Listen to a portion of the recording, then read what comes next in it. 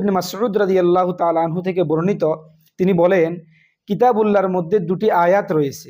কোনো গুনাহগার বান্দা গুনাহ করার পর যদি এই দুটি আয়াতে কারিমা তেলাওয়াত করে, এরপরে আল্লাহর কাছে ইস্তিগফার করে, আল্লাহর কাছে ক্ষমা চায়, আল্লাহর কাছে দুই হাত তুলে মুনাজাত করে, ক্ষমা প্রার্থনা করে, ইল্লা গফারাল্লাহু লাহু, আল্লাহ পাক রব্বুল আলামিন তাকে ক্ষমা করে দিবেন। এই দুটি আয়াত কি?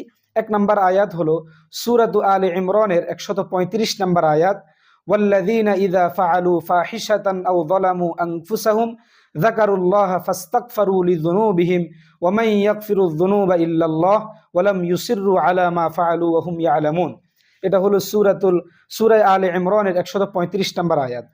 দুই নম্বর আয়াত হলো সূরাতুন নিসায়ের 110 নম্বর আয়াত, ওয়া মান ইয়া'মাল সুআন আও ইয়াযলিম নাফসাহু সুম্মা ইস্তাগফিরিল্লাহা ইয়াজিদিল্লাহা গফুরার রহিমা।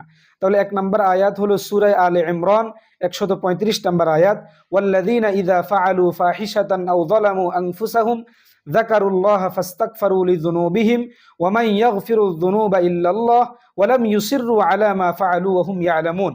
দুই নম্বর আয়াত হলো সূরাতুন নিসায়ের 110 নম্বর আয়াত, ওয়া মান ইয়া'মাল সুআন আও ইয়াযলিম নাফসাহু সুম্মা ইস্তাগফিরিল্লাহা ইয়াজিদিল্লাহা গফুরার রহিমা।